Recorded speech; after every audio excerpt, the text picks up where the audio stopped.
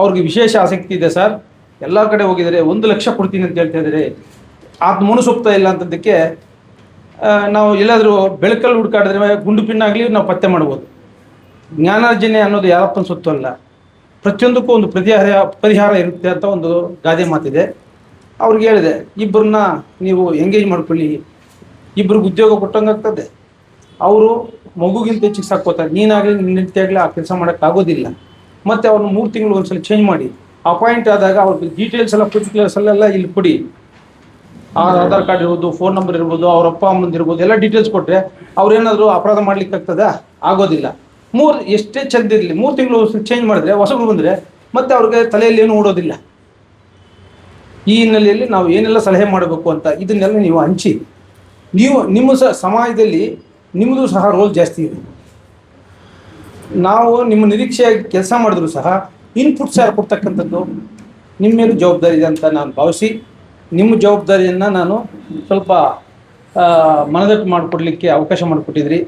ದಯಮಾಡಿ ಇದೊಂದು ಕಾರ್ಯಕ್ರಮ ಇದೆ, ಇನ್ನೊಂದು ಬಹಳ ಚೆನ್ನಾಗಿದೆ, ಸನ್ಮಿತ್ರ ಅಂತ. ಈಗ ಮದ್ಯ ವ್ಯಸನೆ ಆಗಿರ್ತಾರೆ, ಡ್ರಗ್ ಅಡಿಕ್ಟ್ ಆಗಿರ್ತಾರೆ, ಅಂಥವ್ರನ್ನ ನಾವು ಬೀಟಲ್ಲಿ ಗುರುತಿಸಿ ಒಬ್ಬೊಬ್ರನ್ನ ನೇಮಕ ಮಾಡಿ ಅವರಿಗೆ ಫ್ಯಾಮಿಲಿ ಹಿನ್ನೆಲೆಯನ್ನು, ಅವನು ಯಾವ ರೀತಿ ಡ್ರಗ್ ಅಡಿಕ್ಟ್ ಆದ, ಅವನಿಗೆ ಸೈಕ್ಯಾಟ್ರಿಕ್ ಬಗ್ಗೆ ತೋರಿಸೋದಾಗಲಿ ಅಥವಾ ಡಿ ಅಡಿಕ್ಷನ್ ಸೆಂಟರ್ ಸೇರಿಸ್ತಕ್ಕಂಥದ್ದು, ಮತ್ತು ಅವನು ಯಾರ ಜೊತೆ ಸಂಪರ್ಕ ಇದ್ದಾನೆ ಅದನ್ನೆಲ್ಲ ಕಟ್ ಮಾಡಿಸ್ತಕ್ಕಂಥದ್ದು, ಅಪ್ಪ ಅಮ್ಮನ ಫೀಡ್ಬ್ಯಾಕ್ ತಗೊಳ್ತಕ್ಕಂಥದ್ದು, ಅವನ ಮನಃ ಪರಿವರ್ತನೆಗೆ ಏನು ಮಾಡಬೇಕು ಅಂತ ಅದು ಒಂದು ಸ್ಕೀಮ್ ಮಾಡಿದ್ದಾರೆ. 2 ಆಯಿತು. 3ನೇದಾಗಿ ಮನೆ ಮನೆಗೆ ಕಾರ್ಯಕ್ರಮ ಅಂತ. ಪ್ರತಿಯೊಂದು ಮನೆಯಲ್ಲಿ ಯಾರಿದ್ದಾರೆ, ಎಷ್ಟು ಜನ ಇದ್ದಾರೆ, ಅವ್ರ ವೃತ್ತಿ ಏನು, ಇವೆಲ್ಲ ತಿಳ್ಕೊಂಡಾಗ ನಮಗೆ ಸಂಪೂರ್ಣ ಮಾಹಿತಿ ಸಿಗ್ತದೆ.